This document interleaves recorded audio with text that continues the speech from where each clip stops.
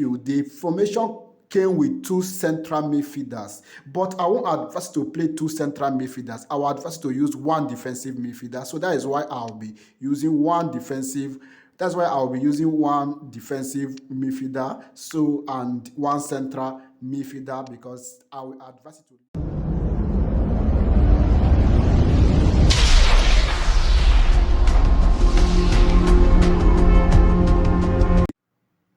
Hello guys, it's your boy eFootball God. I'm back again. So guys, today we are going to be reviewing a very good manager Allegri. Previously we reviewed his 4-2-3-1 formation, but this time around we have a new formation, the 4-2-2-2 formation. So guys, before we start, if you haven't subscribed, please subscribe, like, comment and share, and stay safe out there. So let's take a look at his offensive tactics. So this is his offensive tactics. His attacking style is possession game, build up is short pass, attacking areas is center, positioning is flexible, defensive styles is frontline pressure, containment area is wide, and pressing is aggressive, and this is his defensive tactics. So let's go talk about the players you need to play this formation. So I've set up everything. I will just explain why I'm using this player and why you should use players that are similar to these players. So when it comes to the CF, I will advise you to use a goal pusher with good finishing. So Vlahovic and Rashford has a very good finishing and they got a very decent speed. So speed and finishing is very, very important. But if you don't have a good pusher, make sure the center forward you are using there has a very good finishing. So in this center forward position, we have players like Mbappe, Haaland, we have players like Lewandowski and other great center forward. So when it comes to the midfield, the formation came with two central midfielders, but I won't advise to play two central midfielders. I will advise to use one defensive midfielder. So that is why I'll be using one defensive. That's why I'll be using one defensive midfielder, so and one central midfielder, because I will advise you to leave it this way because this is the advisable way to use this formation. Don't use two central midfielder. It will expose your backline or the center might be vulnerable when you are attacking. So right now, let me explain to you why you need to use one central midfielder and one defensive midfielder. One defensive midfielder to fall back when the opposition is attacking to support your defense, and make sure you are using a defensive midfielder that is very, very good. You can use boss to boss, anchorman or orchestrator, it doesn't matter, but make sure that defensive attribute is very, very good. So we have players in this position like Rijkaard.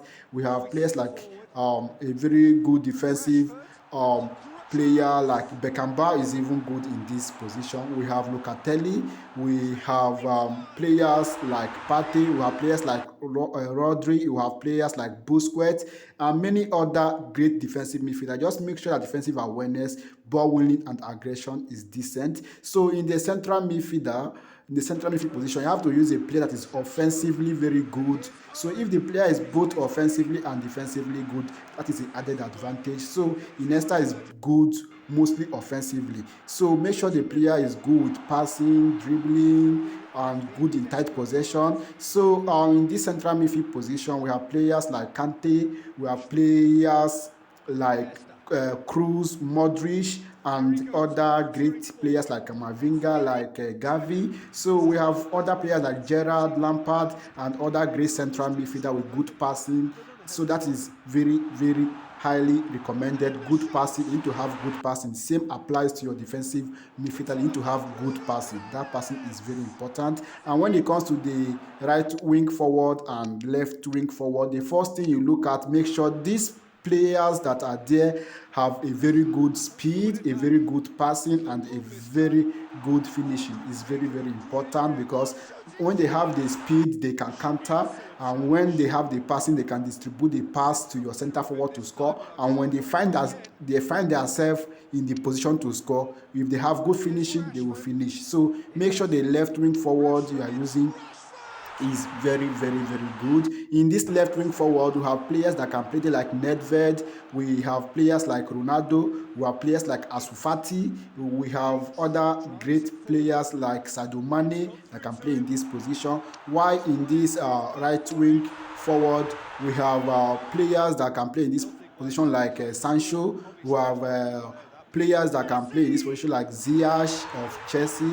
We have other great right wing forward that can play in this very position like Beckham. So if you have any right wing forward that can play here, just make sure they have good passing, good a decent speed. So when it comes to the center back, I will advise you to use one build up and one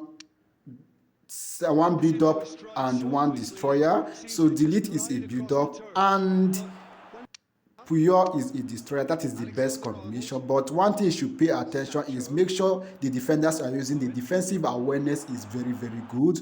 Their ball winning is very, very good. They have decent aggression and at least speed of 88 upward. So Beckham, Puyol is a very good defender. He's a destroyer and Delete is a very good destroyer. So in this center back position, we have players like Varane, we have players like Koulibaly, we have Cannavaro, we have other great center back like Rudiger, Thiago Silva. So we also have Kimpembe and other great center back like Campbell you can use in this very position. So when it comes to the fullback, one thing you should pay attention is make sure you use fullback that are very, very good at one is speed, two is passing, be it low pass or lofted pass. Let them have at least one or even both. If they can have both low pass and lofted pass is very good. If your right back